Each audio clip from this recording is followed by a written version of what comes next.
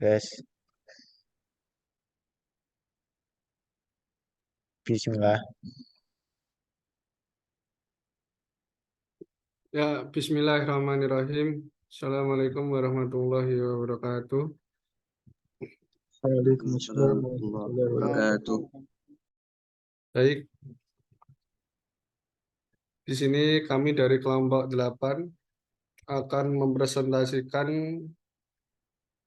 hasil dari diskusi kami dari matkul pengembangan materi pembelajaran Al-Quran dengan judul konsep metode pembelajaran Al-Quran, yang mana beranggotakan 6 orang. Yang pertama, saya sendiri, Fahriza Adam. Yang kedua ada Muhammad Nur Wahid. Yang ketiga ada Imaduddin Said. Yang keempat ada Abdullah Nasih Ulwan. Yang kelima ada Muhammad Fauzi Rahman. Dan yang keenam ada Iqbal Saifuddin. Lanjut ke poin yang pertama, yakni pengertian metode pembelajaran. Metode pembelajaran adalah suatu cara terstruktur berupa langkah-langkah dalam menjalankan kegiatan pembelajaran secara efektif.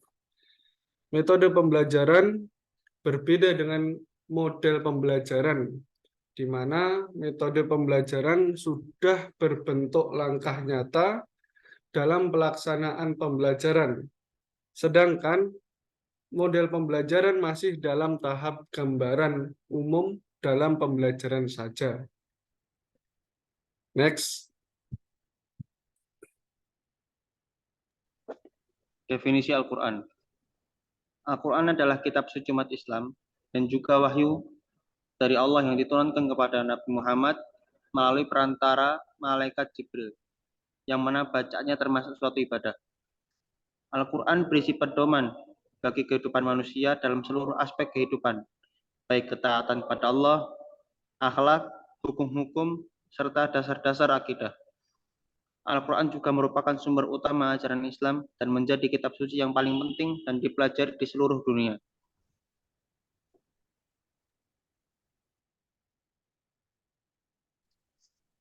Metode pembelajaran Al-Quran. Yang pertama kami sebutkan di sini adalah tahaji, di mana metode ini dilakukan dengan melafalkan huruf beserta harokat yang menyertainya secara rinci. Biasanya metode ini diterapkan oleh para kiai kampung kepada para santrinya dengan ejaan Persia. Kemudian yang kedua adalah metode Al-Baghdadiyah. Metode Al-Baghdadi adalah metode tersusun atau tarkibiyah. Maksudnya yaitu suatu metode yang tersusun secara berurutan dan merupakan sebuah proses ulang atau lebih kita kenal dengan sebutan metode alif ba ta. Metode ini adalah metode yang paling lama muncul dan metode yang pertama berkembang di Indonesia.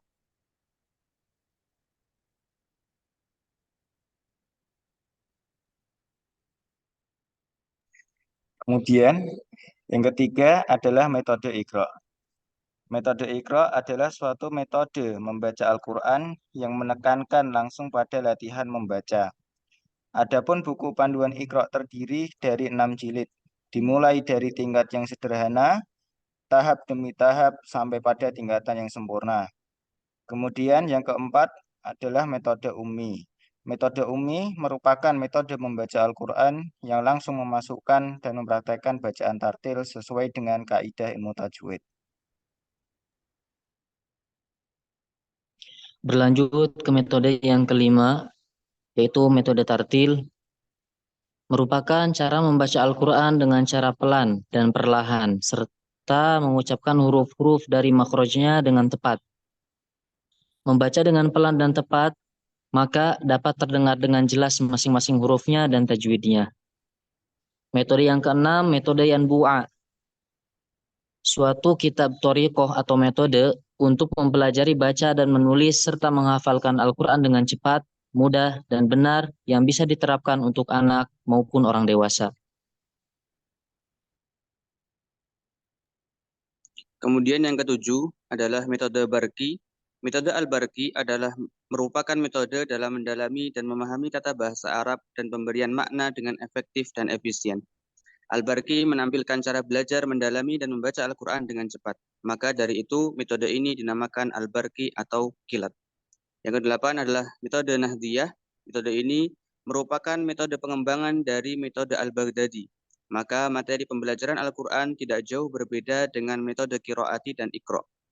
Dan perlu diketahui bahwa pembelajaran metode ini lebih ditekankan pada kesesuaian dan keteraturan bacaan dengan ketukan, atau lebih tepatnya pembelajaran Al-Quran pada metode ini lebih menekankan pada kode ketukan.